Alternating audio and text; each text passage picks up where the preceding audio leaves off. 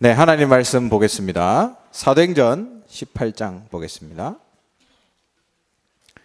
사도행전 18장 1절부터 4절까지 4절 말씀입니다. 사도행전 18장 1절부터 4절까지입니다. 찾으셨습니까? 네, 찾았으면 우리 4절 같이 한 목소리로 읽도록 하겠습니다. 시작. 그 후에 바울이 아덴을 떠나 고린도에 이르러 아굴라라 하는 본도에서 난 유대인 한 사람을 만나니 글라우디오가 모든 유대인을 명하여 로마에서 떠나라 한 거로 그가 그 안에 브리스길라와 함께 이달리아로부터 새로 온지라. 바울이 그들에게 가매 생업이 같으므로 함께 살며 일을 하니 그 생업은 천막을 만드는 것이더라. 아멘. 오늘 사도행전 18장 1절에서 4절이죠. 이 본문을 가지고 하나님의 계획, 나의 현장이 선교지다. 나의 현장이 선교지다라는 제목으로 오늘 말씀을 나누겠습니다. 우리가 보통 응답을 받으려고 기도를 많이 하잖아요. 근데 하나님이 기도해서 응답하시는 게 중요한 게 아니라 내 영적 상태가 성령 충만한 것 자체가 응답입니다. 이걸 우리가 모르면 자꾸 눈에 보이는 응답을 찾아가게 돼요. 없으면 낙심하고 있으면 좀 기분 좋아지고 왔다 갔다 하는 거죠. 그게 중요한 게 아니라 내가 성령 충만한 상태로 들어가는 것, 그게 최고 응답이다. 그리고 우리 자꾸 상황을 많이 보잖아요. 상황을 해결해 달라고, 이 현실을 해결해 달라고 이야기하죠. 근데 하나님은 그 상황에서 복음을 누리는 것을 원하십니다. 이런 상황 저런 상황, 좋을 때도 있고 나쁠 때도 있고 상관없이 복음을 누리는 것을 원하신다 이 말이에요. 여러분 지금 문제 있잖아요. 상황들 있죠. 상관없이 그거 쳐다보지 말고 그냥 복음을 듣고 복음 속에서 행복, 그걸 누리시기 바랍니다. 그게 여러분이 해야 될 일이에요. 그러면 상황은 시간 지나면 없어집니다. 뭐 문제가 있을 수도 있잖아요. 죽을 것 같은 문제 있을 수도 있습니다. 그래도 복음을 누리세요. 그러다가 죽으면 되죠. 죽으면 바로 천국인데 안 그렇습니까? 뭐가 아쉬운 게 있습니까? 이렇게 사는 거예요 우리는. 그리고 자꾸 무슨 열매를 내려고 하는데 열매는 하나님 주시는 거거든요. 그걸 상관없이 오늘 하루 나의 여정을 걸어가면 됩니다. 어느 날 하나님이 내 인생을 통해서 열매를 맺게 돼 있어요. 제자도 일어나고 또 목회자를 도울 수 있는 경제 응답도 받게 되고 우리 후대들이 일어나서 정치, 경제, 사회, 문화의 렘넌트 서밋으로 서게 되고 결국 하나님이 주시는 열매인데 지금 현재 상황을 보면서 헷갈리지 마시라니까요. 여정입니다. 여정. 여정은 지금도 진행되고 있다. 그래서 하나님이 주시는 그 목표를 향해서 나는 오늘도 여정을 걸어간다. 상황에 속지 마세요. 그래서 이 부분을 꼭 여러분 서론에서 기억하시기 바라고요. 오늘은 하나님의 계획, 나의 현장이 선교지다 그랬잖아요. 오늘 우리가 본문을 읽었죠. 브리스길라 아굴라라는 부부가 나옵니다. 네, 이 사람들이 천막 만드는, 텐트 만드는 일을 하는 사람들이에요. 그때 군인들이 쓰는 텐트를 많이 썼거든요. 그때 당시에 전쟁도 많고 이러니까. 그러면 그걸 만드는 일을 했기 때문에 돈을 많이 벌었어요, 이 사람들이. 그래서 이 사람들이 응답받은 그 경제를 가지고 뭘 했냐면 전도자들을 도왔어요. 이게 이들이 받은 응답입니다. 그리고 군 현장과 연결되어 있던 분들이죠. 이분들을 통해서 군인들이 복음을 듣지 않겠나. 이 사람들이 하는 일이니까요. 맞잖아요. 어디 간 게 아니고 이 사람들이 하는 일 속에서 응답받은 거예요. 그리고 로마에서 온 사람들이잖아요. 바울을 만나면서 하나님이 바울을 통해서 로마 복음화를 하는데 이 브리스길라 아굴라를 사용하셨습니다. 브리스길라 아굴라에 원래 살던 동네가 있겠죠. 로마에. 그렇잖아요. 거기가 하나님이 바울이 로마에서 복음 전할 수 있는 그런 기초가 된 거예요. 그러니까 이 사람들이 가지고 있는 산업과 또 만나는 사람들, 이 사람들이 원래 살던 곳, 이 모든 것이 선교하고 연결됐다 이 말입니다. 다 똑같아요. 여러분 어디 사십니까? 대구에 살잖아요. 그럼 여러분이 살고 있는, 여러분이 하고 있는 일, 여러분의 가정, 그게 전부 선교하고 연결된다 이 말이에요. 이걸 모르면 자꾸 다른 전도를 하러 나가게 됩니다. 그럴 필요가 없단 말이죠. 그래서 우리가 안을 잘 봐야 돼요. 안.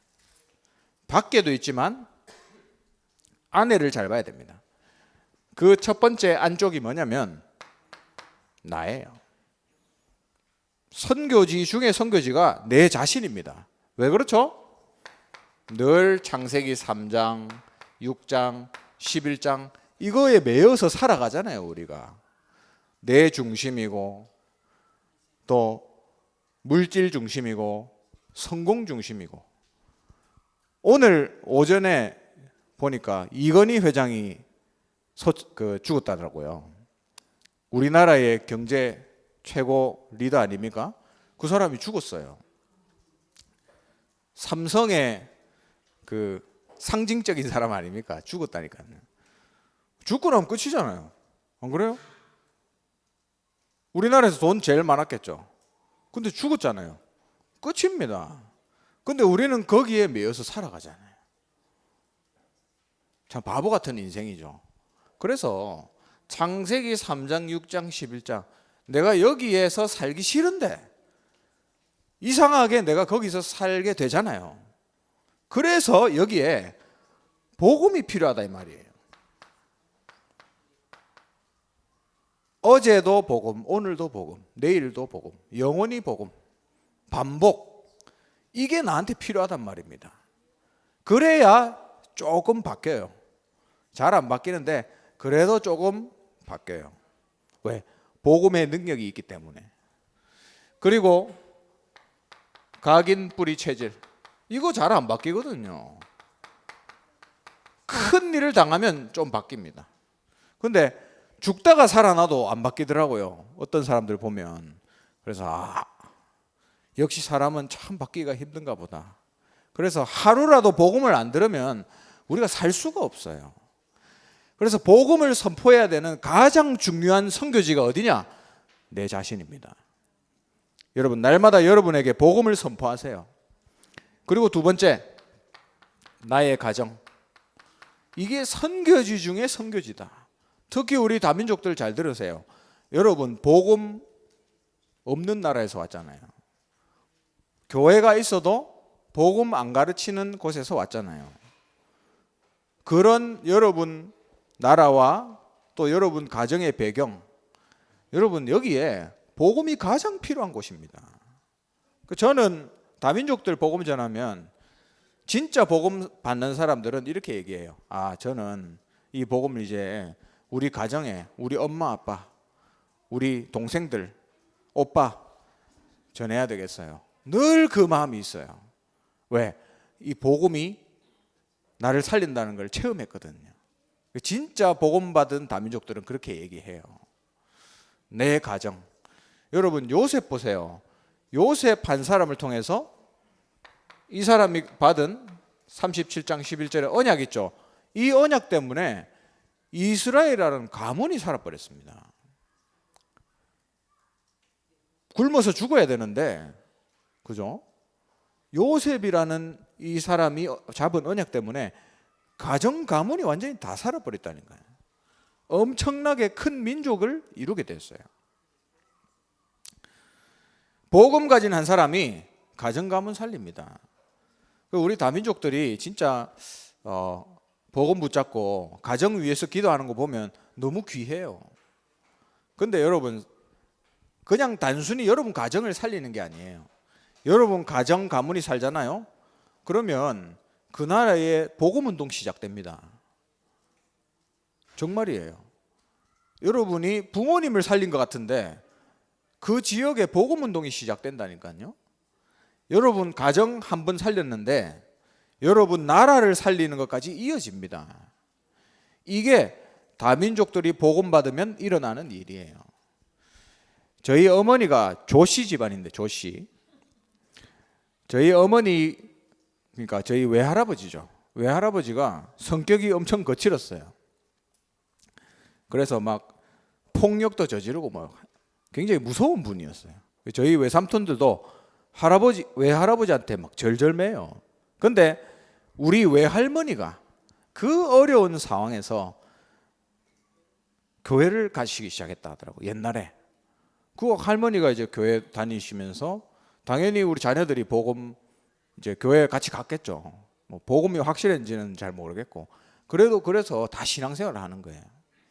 그러다가 저희 어머니도 신앙생활을 하고, 그러다가 우리 가정이 복음 있는 가정이 됐지 않습니까?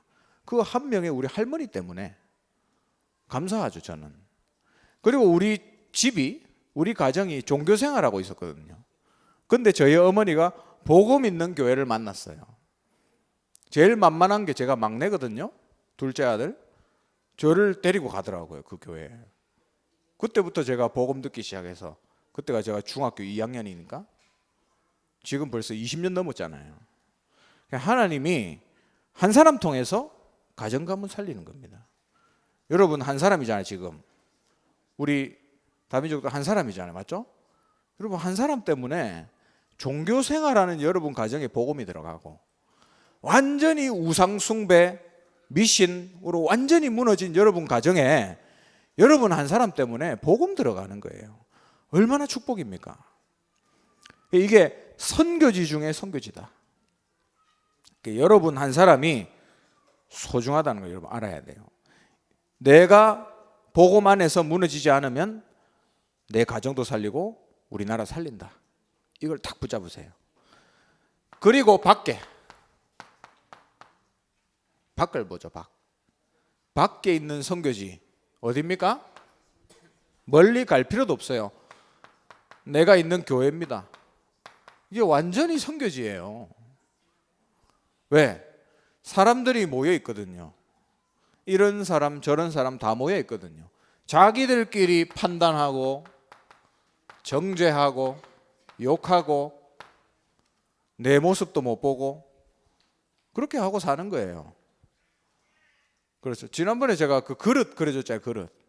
그 안에 있는 복음을 봐야 되는데 자꾸 껍데기 질그릇만 쳐다보는 거예요. 네 그릇은 왜 그렇게 작냐? 색깔이 왜 그렇냐? 왜 이렇게 이상하게 생겼냐?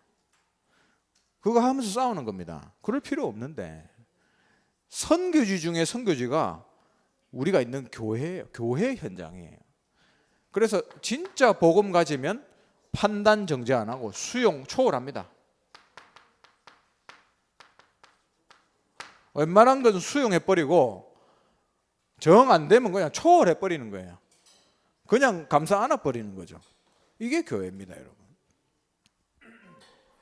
그리고 교회 안에 불신자 있어요. 여러분 교회 안에 불신자 많습니다. 이렇게 얘기하면 이제 우리 장로님도 교회 안에 불신자 출신이잖아요. 근데 지금은 장로님 되셔서 세계복음화에 완전히 제일 앞에서 지금 쓰임 받고 있잖아요. 그죠? 교회 안에 불신자 살리는 거 너무 중요해요. 그리고 교회 안에 제자 찾아 세우는 거 중요합니다. 교회 밖에도 있지만 교회 안에 준비되어 있어요. 찾아서 세워야 돼요. 우리 TCK들 찾아서 제자로 세워야 돼요. 복음을 사랑해서 여기 앉아있는 분들, 아직 훈련 못 받은 분들 제자로 세워야 돼요. 나는 전도 못하는데요. 그런 게 어디 있습니까? 전도는 하나님이 안 하시는 거지. 제자로 딱 세워야 되는 겁니다. 이게 엄청난 선교지예요. 두 번째, 나의 업입니다.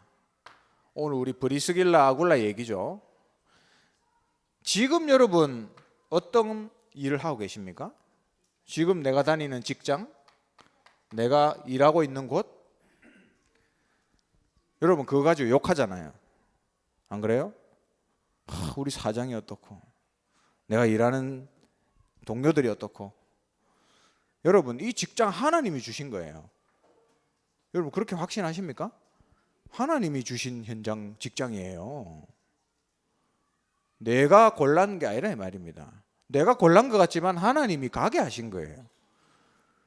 그럼 하나님이 여기서 하나님 역사를 보기 원하시고, 내가 일하는 곳에서 하나님 나라가 임하는 것을 보기 원하시는 거예요. 하나님이. 이걸 놓치면 자꾸 욕하게 됩니다.